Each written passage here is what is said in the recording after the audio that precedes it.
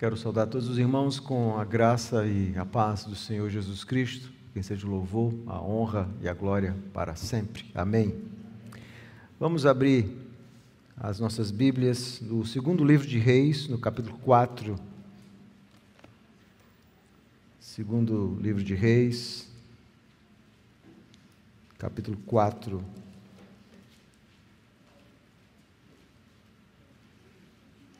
Vamos ler do versículo 1 a 7. Segundo livro de Reis, 4, de 1 a 7. A palavra de Deus.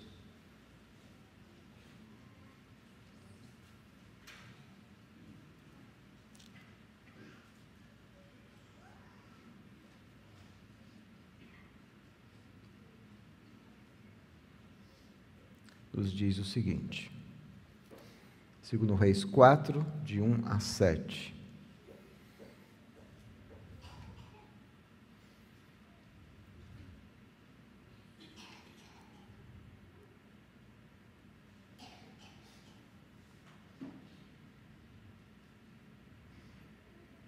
Só um momento, irmãos.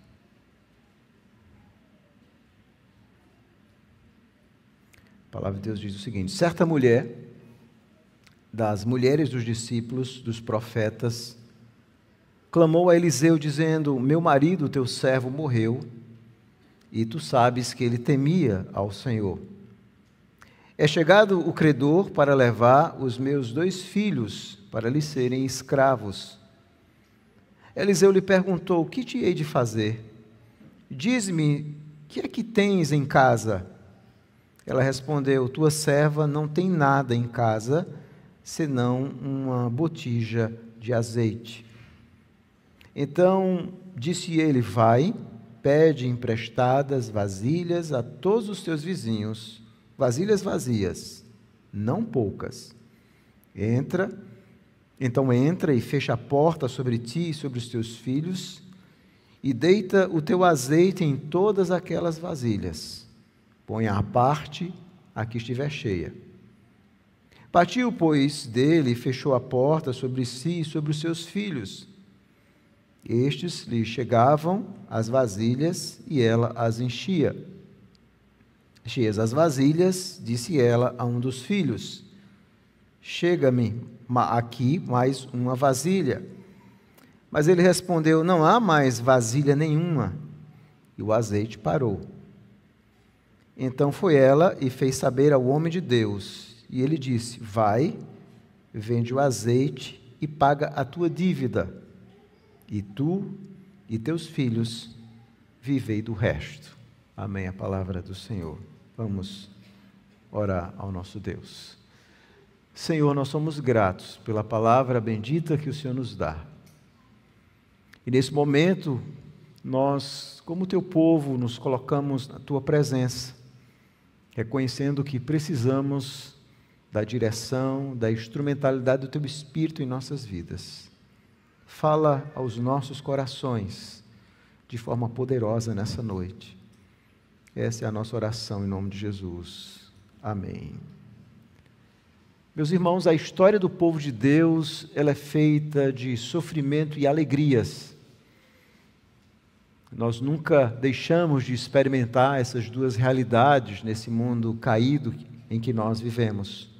Sim, crentes sinceros podem experimentar o sofrimento. Crentes verdadeiros também podem se sentir profundamente desencorajados em algum momento da sua vida. Talvez essa seja a sua situação nessa noite. Você está profundamente desencorajado.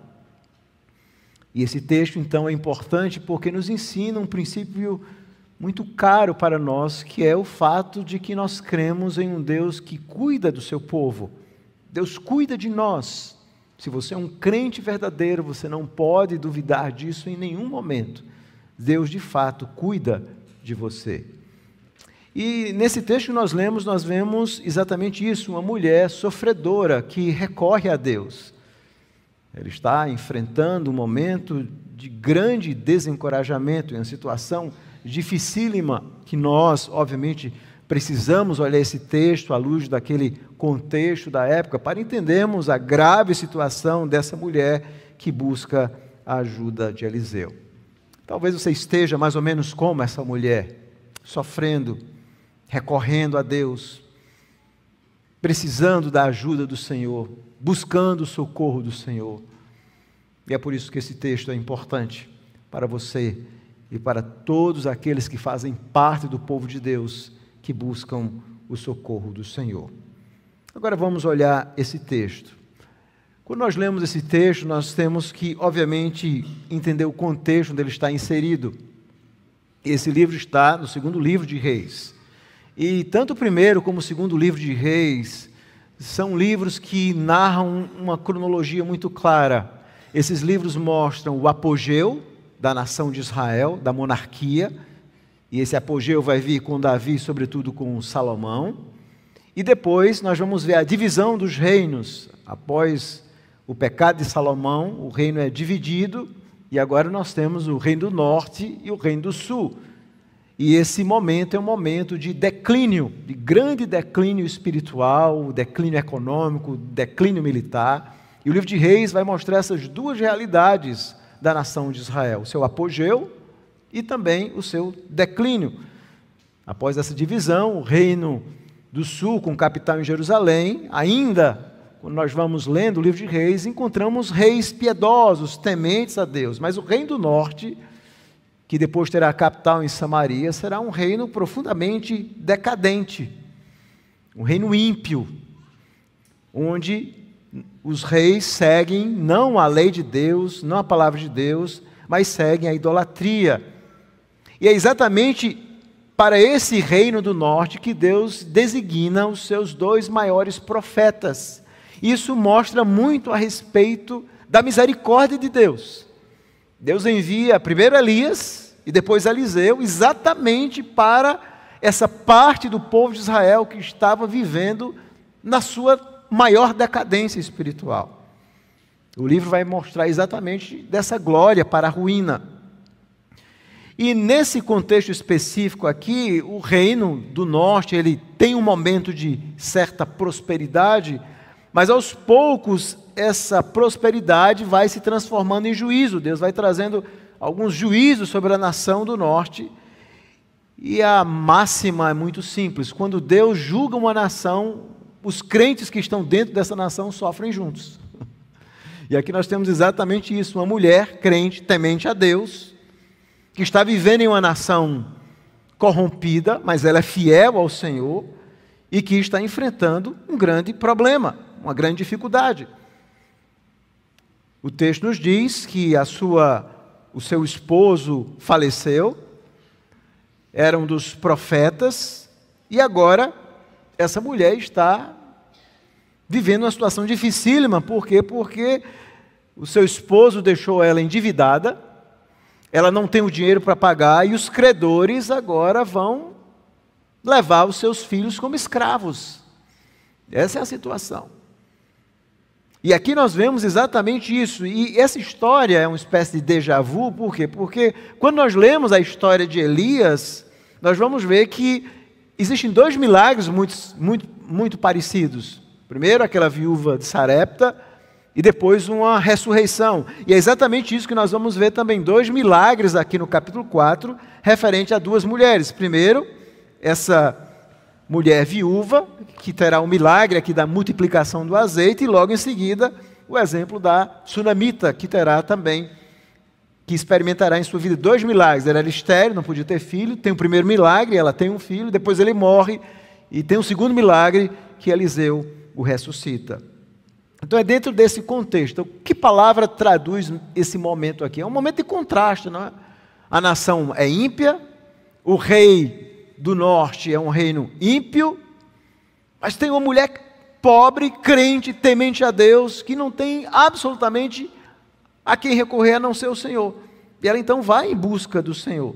Ela vai em busca do profeta Eliseu, que era exatamente o representante. Então a ideia do texto é muito simples: é esse Deus fiel da aliança, que cuida do verdadeiro Israel, dentro desse Israel falso. Mas Deus não deixa o seu povo, até aqueles mais simples, sem cuidado, inclusive essa mulher. Nós vamos vendo Deus cuidando dessa mulher, através de Eliseu. Agora vamos olhar o texto do capítulo 4. Bom, todo o livro de Reis é uma narrativa teológica, diferente das narrativas, das histórias que todos nós conhecemos e lemos livros sobre história. As narrativas bíblicas, elas são profundamente teocêntricas. É uma narrativa teológica. E aqui no capítulo 4, versículo 1 a 7, nós temos uma história de milagre. É claro que é um milagre, mas é também uma história dialógica. Esse é o gênero, é a composição literária. É um diálogo que nós temos aqui entre Eliseu e essa mulher. E o foco, obviamente, está nesse grande milagre que Deus vai realizar. Então é uma história claramente de milagre. E essa história tem 4 partes. Toda narrativa, toda história, ela tem um começo, meio e fim. Ela tem uma introdução, desenvolvimento, ponto central. Se você olhar para a sua Bíblia, você vai enxergar, como eu, essas 4 partes. Olhe para a sua Bíblia. A primeira parte tem o pedido da mulher, que está aí no versículo 2. Certa mulher. Não há uma descrição a respeito do nome dessa mulher. Sabemos que era uma mulher. Das mulheres dos discípulos dos profetas, ou seja, os profetas tinham os discípulos, pessoas que eram fiéis a Deus, era um núcleo pequeno, fiel ali. E essa mulher era casada com desses discípulos, inclusive era um discípulo de Eliseu, e ele morre. E essa mulher agora vai buscar ajuda. Então aqui nós temos a primeira parte, é o pedido de socorro. A segunda parte, do versículo 2 ao versículo 4, é a instrução de Eliseu. Eliseu então vai instruir, como representante de Deus, obviamente Deus está ativo nessa história, usando Eliseu, para ajudar aquela mulher. Então aqui nós vamos ter a instrução que Eliseu vai dar àquela mulher, do versículo 2 a 4. A terceira parte, do versículo 5 a 6, é um milagre. Ela vai obedecer a Eliseu. Ela segue estritamente tudo que ele fala e Deus faz um milagre maravilhoso. E por último nós temos a resolução no versículo 7, onde ela então manda dizer a Eliseu, ela já tem azeite suficiente, e Eliseu então dá essa instrução que ela venda o azeite, pague a dívida e viva com o resto. Então é uma história em 4 partes. Mas qual é o ponto? Qual é a ideia central, o argumento central dessa história, e que também será o tema do sermão? O Deus resgatador que cuida dos desencorajados. Essa é a ideia, o Deus resgatador que cuida dos desencorajados. E há 4 partes aqui. Primeiro, o pedido de socorro, versículo 1. A solução do Senhor pelo profeta, 2 a 4. A obediência e o milagre preciso, versículos 5 a 6. É um milagre profundamente preciso que Deus faz. E por último, a resolução do problema no versículo 7. Então, o texto tem essas 4 partes e agora nós vamos analisar ponto por ponto. Vamos começar no versículo 1, pedido de socorro. Veja comigo, o texto diz que certa mulher, das mulheres dos discípulos dos profetas, clamou a Eliseu. Literalmente, essa ideia de clamar é pedir um socorro profundo. É isso que essa mulher está fazendo. Esse verbo na língua hebraica está em uma forma que indica um pedido único, no sentido de um pedido profundo, total, completo, que expressa, em certo sentido, fé. Era uma mulher que estava precisando da ajuda. E por que essa mulher precisa de ajuda? Ela então vai dizer, o texto nos diz, ela clama a Eliseu, dizendo: meu marido, teu servo, que era servo de Eliseu, morreu. Era uma mulher viúva. E tu sabes que ele temia o Senhor, ou seja, o esposo dela era um homem que no meio daquele Israel infiel, era um homem que temia a Deus, como Eliseu. Possivelmente o fato dessa mulher estar indo pedir ajuda a Eliseu era porque ela era uma mulher também temente a Deus, senão ela não teria ido para Eliseu. Era uma mulher crente, temente a Deus, servia a Deus como seu esposo. Ou seja, era uma família cristã, usando obviamente um anacronismo, não existia o cristianismo ainda naquela época, mas uma família de pessoas fiéis, é um cristianismo das sombras, vamos usar essa expressão. Cristo estava presente ainda nas sombras no Antigo Testamento, que de repente vão experimentar uma terrível calamidade. Sim, coisas ruins acontecem em famílias crentes, de pessoas fiéis, tementes a Deus. Às vezes nós achamos, porque nós servimos ao Senhor, nós somos crentes, o esposo, a esposa, os filhos, nós estamos imunes a problemas, a sofrimento, a morte, a desgraça, a doença. Era um homem crente que morreu. Não é dito nada a respeito disso, e agora a mulher fica com esse credor, possivelmente uma família pobre. Deve ter pedido algum dinheiro emprestado e ela não tem como pagar. Obviamente, naquele contexto da época, não existia previdência social, não existia Bolsa Família, mas Deus havia criado no Antigo Testamento vários mecanismos para evitar a pobreza do próprio povo. Então, Deus havia criado vários tipos de mecanismos, e um deles, que era muito importante, que Deus o tempo inteiro está falando no Antigo Testamento, era o povo deveria cuidar dos órfãos e das viúvas. E geralmente os reis de Israel, eles deveriam ter essa função, juntamente com os sacerdotes, juntamente com o povo, cuidar dos órfãos e das viúvas, mas essa viúva estava sendo abandonada. O povo de Deus estava esquecendo a palavra de Deus. Então, esse caso aqui, à luz da época, não deveria estar acontecendo, porque aquela mulher deveria estar sendo cuidada. Mas era uma viúva que foi literalmente abandonada, irmãos. Esse é o contexto. No Antigo Testamento, Deus havia criado o parente resgatador, ou seja, nessas situações, um parente poderia resgatar, ajudar a família. Deus havia criado o ano de jubileu, que era um ano exatamente onde as dívidas eram perdoadas. Deus havia criado um sistema de colheitas, ou seja, quando os ricos colhiam e faziam aquelas plantações, eles não deveriam pegar cada pedaço de espiga na terra, era para deixar, para quê? Para que os pobres então viessem, trabalhassem e colhessem. Deus havia criado o levirato, Deus havia criado leis rigorosas quanto ao empréstimo no Antigo Testamento, Deus havia feito várias coisas, mas em uma nação ímpia, nós não sabemos qual a causa ou a razão, mas o fato é que o seu esposo morreu, deixou uma dívida para a mulher pagar, ela não tinha nenhum dinheiro, e uma das formas de pagamento no Antigo Testamento era exatamente você dar os seus filhos para serem escravos. Esse é o dilema dessa mulher. Viúva, pobre, prestes a ver os seus filhos escravizados agora, serem vendidos, serem tomados. Eu sei que vocês são mães, muitas aqui são mães e sabem, e pais. Qual seria o desespero se você percebesse que alguém vai tirar os seus filhos de você? Você já imaginou isso?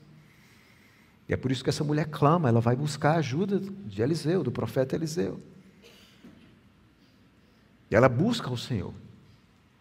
E é interessante porque enquanto Israel está caminhando para distante dos caminhos do Senhor, essa mulher simples busca ao Senhor, clama ao Senhor, vai em busca daquele Deus que pode ajudar aqueles que estão desamparados, desencorajados. E há uma máxima importante desse texto, é que as pessoas que Deus observa não são só as grandes e poderosas, geralmente não são, mas as que se lançam a Ele como pedintes espirituais. São essas pessoas que Deus vê. São aquelas que enfrentam os momentos difíceis da vida, e em meio a esses momentos de desencorajamento, essas pessoas então buscam a Deus. É isso que essa mulher está fazendo. Ela vai buscar ajuda na pessoa certa. Deus. Ela aparentemente não tinha ninguém, mas ela tinha tudo, que era a sua fé em um Deus vivo. E é exatamente isso que ela faz. E o versículo 2 então diz o seguinte, aí nós vamos ver a solução do Senhor pelo profeta. Então lhe perguntou, o que te hei de fazer? Obviamente, naquele contexto inusitado, Eliseu então pergunta, o que é que eu faço? Como eu posso ajudar você? E nós temos que compreender que o próprio Deus vai, obviamente, o profeta, o que era um profeta? Aqui Eliseu está sendo o que nós podemos chamar o agente da compaixão divina. Deus vai, obviamente, conduzir Eliseu para ajudar aquela mulher. O que é que eu vou fazer? Diz-me o que é que você tem em casa. O que é que você tem em casa? Bom, Eliseu já estava pensando em alguma coisa, e a resposta dela é o seguinte, no versículo 2: tua serva não tem nada em casa, eu não tenho nada, exceto uma botija de azeite. Eu só tenho um pouco de azeite em casa. A resposta dela: eu não tenho nada, eu tenho apenas um pouco de azeite. Literalmente o texto hebraico é nada exceto. E aqui nós vemos a instrução de Eliseu no versículo 3. Então ele disse: vai, pede emprestadas vasilhas a todos os teus vizinhos, vasilhas vazias, e Eliseu diz: não poucas. Que é uma forma contrária de dizer assim: muitas, todas as que você puder encontrar. Pegue todas as vasilhas que você conseguir encontrar e traga para a sua casa. Peça aos seus vizinhos, peça emprestado. Depois, entra no versículo 4, fecha a porta sobre ti e sobre os teus filhos, e deita o teu azeite em todas aquelas vasilhas, e põe a parte a que estiver cheia. E com aquela pequenininho, aquela botijinha que você tem, aquela botija pequena, você então vai enchendo essas vasilhas. E todas as vezes que elas forem enchendo, você vai guardando, e vai enchendo outra, e vai enchendo outra, e vai enchendo outra. Aqui o que Eliseu está dizendo é: Deus vai fazer um milagre, Ele vai multiplicar. Do seu pouco, Deus vai fazer muito. Deus vai fazer muita coisa. Mas aquela mulher, ela precisava confiar nas promessas de Deus. E aqui há um princípio importante, é que a nossa fraqueza é uma oportunidade para Deus mostrar a sua força.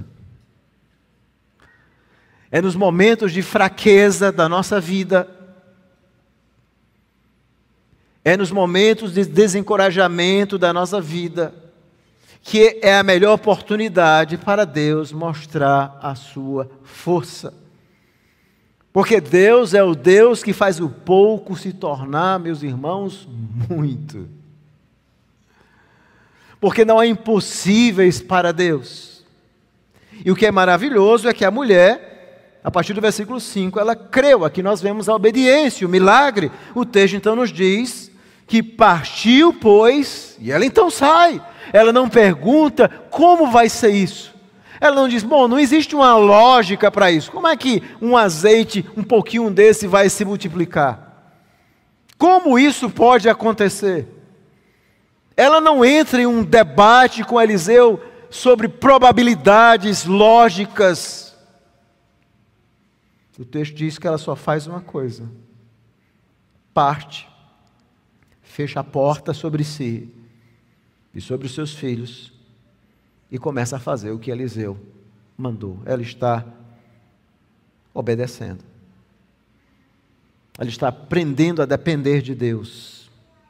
Porque a obediência, meus irmãos, é o primeiro passo para nos agarrarmos nas promessas de Deus. Ninguém confia nas promessas de Deus sem obedecer, sem crer nessas promessas. Você precisa se agarrar a essas promessas. Você precisa passar no teste da fé verdadeira, que é aquela fé que confia, mesmo quando você não vê, quando você não enxerga. E crentes verdadeiros passam nesse teste da fé. Porque a fé que não é verdadeira vira as costas e vai embora. Não acredita, não crê. Mas Deus, então, aquela mulher então crê. E o versículo 6 diz que, cheias as vasilhas, disse ela a um dos filhos: chega-me mais aqui mais uma vasilha. Obviamente a mulher percebe que algo está acontecendo, irmãos. O narrador não se concentra nisso, não diz os detalhes, mas é óbvio. Se você tem uma botija de azeite e com aquela única botija começa a encher várias, você sabe que Deus está fazendo alguma coisa. Então ela continua, e até que eles respondem. Um dos filhos diz assim: não há mais vasilha nenhuma. Não há mais vasilha. E o milagre termina, e o azeite parou. Aqui nós vemos como Deus atua de forma precisa. É por isso que eu falei desse milagre que é preciso. Eliseu não diz: olha, eu vou transformar o seu azeite em ouro, ou eu vou te dar azeite e vou transformar, vá naquele lago e eu vou então transformar aquele lago inteiro em azeite. Você nunca mais vai trabalhar na vida. Deus não faz isso. Os milagres de Deus são precisos, atendem àquele momento, mas você ainda vai precisar aprender a continuar dependendo de Deus em outras circunstâncias. A mulher não se tornou milionária, o problema seria resolvido. E ela ainda ia aprender, e tinha que aprender a continuar com fé, e vivendo pela fé em Deus. Os milagres de Deus funcionam dessa forma. Aqui nós temos uma grande visitação de Deus naquela família. O milagre da multiplicação do azeite. Que milagre glorioso. E os milagres apontam exatamente isso, a glória de Deus, a majestade de Deus de fazer aquilo que os nossos olhos acham que não são possíveis. Mas eu fico imaginando qual deve ter sido a alegria daquela mulher de ver aquele milagre, de presenciar aquele milagre.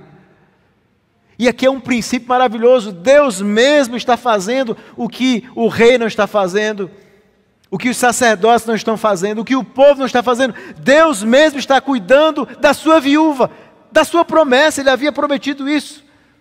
Cuidem dos órfãos e viúvas, e Deus mesmo está sendo resgatador, está resgatando a mulher daquela situação. Deus estava providenciando o que ela não podia. E aí nós temos a resolução do problema no versículo 7, que diz o seguinte: então foi ela e fez saber ao homem de Deus. E ela então vai dizer a Eliseu. Ela não foi chamar uma vizinhança, deixa eu contar aqui, não. De forma discreta, Eliseu inclusive mandou fechar a porta da casa. E ela então vai, diz a ele: eu fiz. E realmente foi um milagre. E qual a resposta de Eliseu? A resposta foi: vai e vende o azeite, paga a tua dívida, e tu e os teus filhos vivei do resto, que obviamente não significa que eles ficaram milionários, não é isso que o texto está dizendo. Eles ainda não iam ter que lutar e trabalhar por outras coisas. Mas aquele problema estava resolvido. A dívida que ela não podia pagar foi paga por Deus. E então qual é o ponto dessa história? Bom, se um judeu lesse à luz do Antigo Testamento, ele ia detectar rapidamente. Bom, o ponto dessa história é que Deus mesmo foi o resgatador da mulher e dos seus filhos. Deus usou Eliseu como agente da sua compaixão para ter misericórdia daquela mulher, porque Deus é fiel à sua aliança. Deus é fiel àqueles que confiam nele. E Deus então socorreu essa mulher que estava desencorajada. Esse é o ponto da história. Mas quando nós estamos lendo as histórias do Antigo Testamento, nós não podemos ler as histórias do Antigo Testamento sem olharmos à luz da nova aliança, à luz do próprio Cristo. E quem nos ensina isso é o próprio Jesus, lá no caminho de Emaús, quando ele abre as escrituras do Antigo Testamento e mostra como ele é o centro de todas as coisas. Então, como é que nós vemos essa história à luz do Novo Testamento? Bom, primeiro compreendendo que o ministério de Eliseu prefigura o ministério compassivo de Jesus Cristo. E quem nos ajuda a entender um pouco isso é Pedro, em sua epístola. Se você abrir rapidamente a sua Bíblia, aí em 1 Pedro, no capítulo 1, Pedro vai nos ensinar um princípio importante. Quando nós estamos lendo essas histórias do Antigo Testamento, 1 Pedro, no capítulo 1, ele diz o seguinte, a partir do versículo 10, foi a respeito desta salvação que os profetas indagaram e inquiriram, os quais profetizaram acerca da graça a vós outros destinada. Investigando atentamente qual a ocasião ou quais as circunstâncias oportunas indicadas pelo Espírito de Cristo, preste atenção, que neles estava, ao dar de antemão testemunho sobre os sofrimentos referentes a Cristo e sobre as glórias que o seguiram. Veja, Cristo é o Logos de Deus, Cristo é a palavra de Deus. Aqueles profetas do Antigo Testamento, inclusive Eliseu, estavam falando através do Espírito de Cristo. Cristo, obviamente, como Deus homem, ele nasce ali, né, no Novo Testamento, ele se encarna ali. Mas Cristo, como Deus, ele está presente em todo o Antigo Testamento. Então, os profetas do Antigo Testamento falavam a respeito, ou no poder, aliás, de Cristo. E Eliseu era um deles, Elias era um deles. E Elias e Eliseu são os profetas do Antigo Testamento que mais tipificam Cristo, porque são aqueles que realizam os milagres mais extraordinários, inclusive ressurreição. Então, através dessa história, nós aprendemos exatamente isso. Nós aprendemos que, através do ministério de Eliseu, tudo isso vai encontrar eco no ministério de Jesus Cristo. Como Eliseu, Jesus também é aquele que vai atender as mulheres necessitadas, como a mulher cananeia em Mateus 15, que clama a Jesus Cristo. E Jesus a atende, Jesus tem misericórdia, Jesus a socorre. Como Eliseu, Jesus também ressuscita mortos. Como Eliseu, Jesus alimenta famintos, não uma casa, mas uma multidão. Eliseu, como profeta, era sombra de um profeta muito mais glorioso que Deus enviaria. E nós cantamos, inclusive, Isaías capítulo 11, quando Deus anuncia o descendente de Davi. E uma das coisas é que ele julgaria os pobres com justiça, ele socorreria os pobres, os necessitados. É exatamente isso que Jesus vem fazer. Jesus é o profeta por excelência. Em última instância, essa compaixão que é demonstrada, onde Deus está resgatando aquela viúva, Deus mesmo agindo para pagar a sua dívida, nos aponta exatamente para Cristo como sendo o grande resgatador na nova aliança, aquele que vem resgatar não uma dívida nossa humana, mas uma dívida impagável que nós temos em relação a Deus. A dívida pelos nossos pecados. Ele veio exatamente nos resgatar dos nossos pecados, fazer aquilo que nós não podíamos fazer. Então Cristo vem e nos salva, nos resgata, nos perdoa lá na cruz do Calvário, paga o preço do nosso pecado, nos adota como filhos, como irmãos. E agora esse Cristo glorioso, que é cheio de compaixão, que cuida de mim e de você. Imagine o que era ser um judeu no Antigo Testamento e como você lembrava da aliança. Todo um judeu lembrava dessa aliança quando ela olhava para aqueles sacrifícios. Um sacrifício que você podia oferecer, mas uma vez por ano, o sumo sacerdote no Santo dos Santos imolava um sacrifício, que apontava exatamente um substituto que Deus estava providenciando para pagar o preço do seu pecado, para lembrar da aliança, da graça que Deus havia feito com o povo. E eles então lembravam do amor de Deus, da compaixão, e é isso que fazia com que essas personagens do Antigo Testamento buscassem a Deus. Porque Deus era o Deus da aliança, era o Deus que socorria o seu povo. Agora imagine nós na nova aliança, que não temos mais que olhar para animais, que não temos que esperar um ano para nos lembrar do amor e da bondade e da compaixão de Deus, que olhamos para a cruz do Calvário, que não vemos um sacrifício, mas vemos Deus mesmo enviando o seu Filho para resgatar pecadores como nós, para pagar a sua dívida, para nos aproximar para Deus, para nos levar para Deus, para nos aproximar de Deus. A nossa fé deveria ser muito mais robusta. Nós deveríamos ter uma vida de muito maior encorajamento do que aqueles irmãos, porque hoje nós temos a cruz do Calvário, aquele que morreu, que nos comprou e que promete que nunca vai nos deixar, aquele que ressuscitou, que está vivo, aquele que subiu aos céus, aquele que enviou o Espírito que habita em nós. É isso que nós temos na nova aliança. aquele que abriu um caminho, aquele que é o nosso profeta e que traz esperança ao seu povo, aquele que anuncia a palavra. É Jesus. Aquele que nos faz promessas gloriosas, como Paulo diz em 2 Coríntios, nele nós temos o sim das promessas de Deus. É maravilhoso esse texto. Se você abrir sua Bíblia rapidamente, em 2 Coríntios, no capítulo 2, Paulo vai dizer exatamente isso. Capítulo 1, aliás, 2 Coríntios capítulo 1, versículo 20. Veja que texto maravilhoso. Ele diz assim: porque quantas são as promessas de Deus, tantas tem nele o sim. Porquanto também por ele é o amém para a glória de Deus por nosso intermédio. Mas aquele que nos confirma convosco, que nos ungiu, em Cristo nos ungiu, é Deus que também nos selou e nos deu o penhor do Espírito em nosso coração. Que coisa maravilhosa!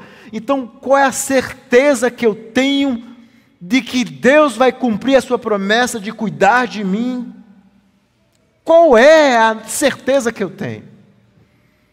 Aí Paulo diz assim: o sim de Deus é Cristo, é o sangue dele, a morte dele, é o Espírito que selou você, que ungiu você, que separou você. É esse penhor em seu coração, essa marca em nosso coração. Deus está comigo. As promessas de Deus são infalíveis, porque Cristo é o meu profeta. Ele é o agente glorioso na nova aliança dessa compaixão divina. E a cruz mostra a compaixão de Deus ao extremo, dando o seu próprio Filho. E o Espírito então aplica isso em nosso coração. Nós temos um profeta. Nós temos também um rei que cuida de nós, que nos governa pela sua palavra, que nos enviou o seu Espírito, que testifica em nosso coração, que diz: Abba, Pai. Que nos momentos difíceis nos faz lembrar que nós pertencemos a Deus. Nós temos Cristo, que é o nosso sumo sacerdote, que aproxima Deus de nós e nós de Deus, que intercede por nós. Nós temos o Espírito que nos assiste em nossas fraquezas, quando nem mesmo sabemos orar corretamente. Quantas coisas gloriosas nós temos. Quantas coisas benditas Deus nos dá na nova aliança, para nós dizermos: eu tenho a quem recorrer, eu tenho Deus, eu nunca estou só. Obviamente Deus pode fazer milagres extraordinários, e Ele pode fazer, Ele pode resolver um problema, Ele pode mudar uma situação, mas Ele também, em sua providência, pode nos tratar na situação, nos tratar em meio ao problema, nos tornar mais dependentes e parecidos com Cristo.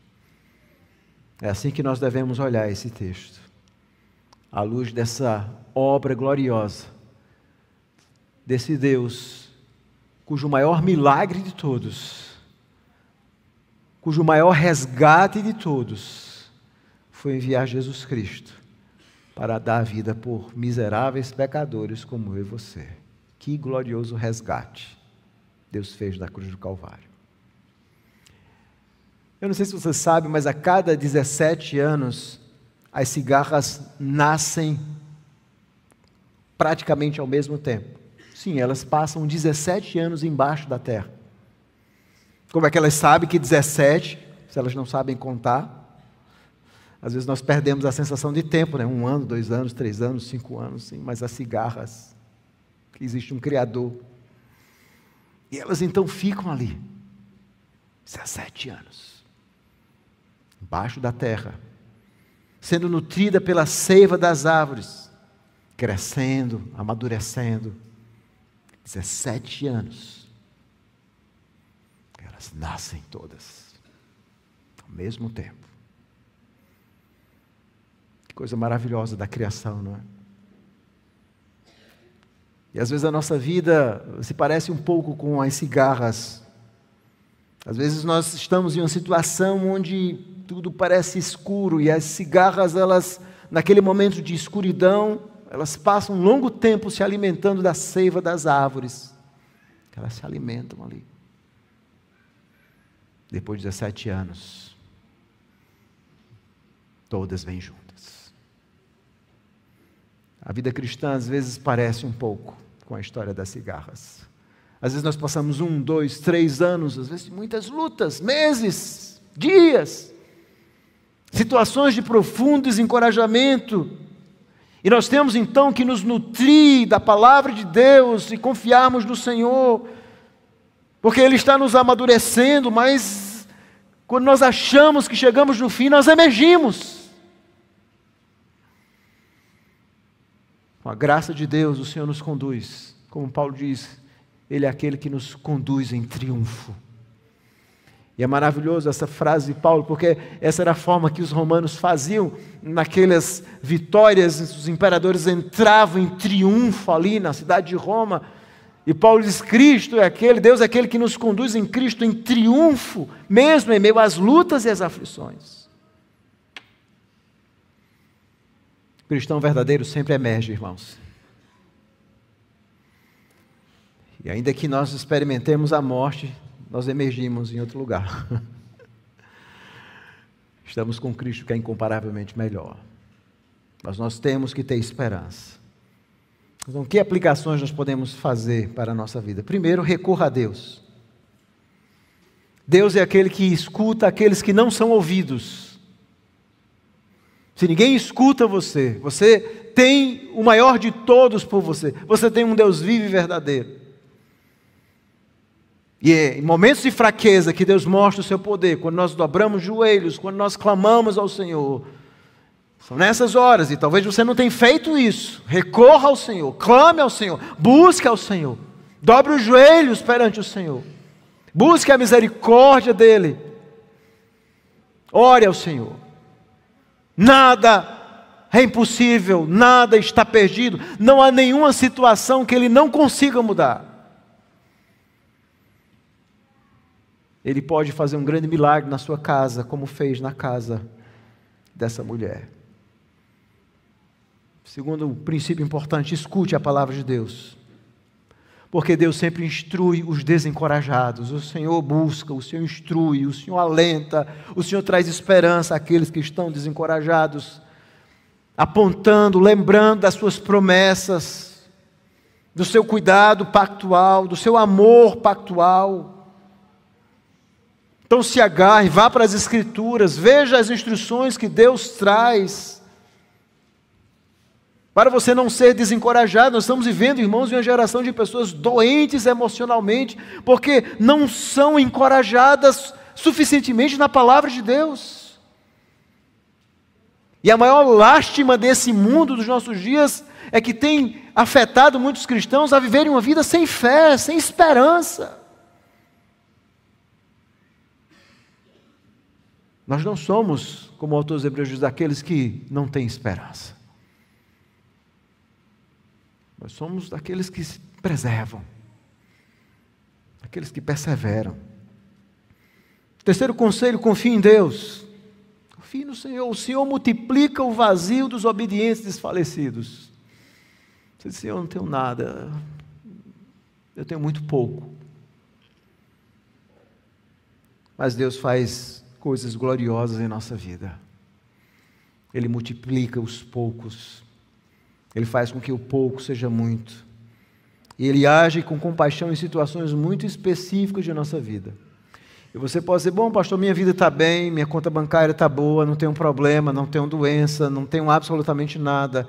Mas em algum momento, ninguém vive nesse mundo caído sem ser molhado pela aflição. Ninguém passa. E é por isso que esse texto é importante, porque em algum momento você precisa aprender esse teste da confiança em Deus. E o último conselho é descanse em Deus. O Senhor é o credor e supridor dos necessitados. É aquele que supre. É aquele que nos resgata. É aquele que nos alcança em nossas fraquezas. E nós temos que aprender a descansar nele.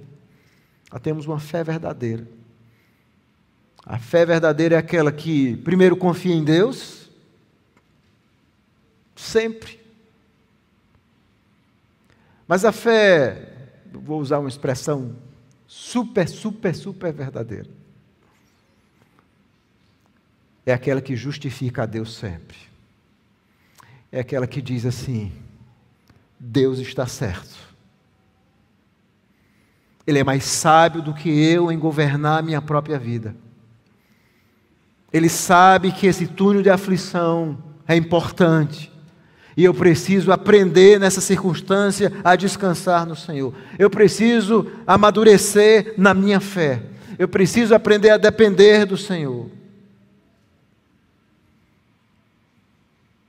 Essa é a fé verdadeira, irmãos. Então, como eu falei, a super. É aquela que descansa em Deus sempre.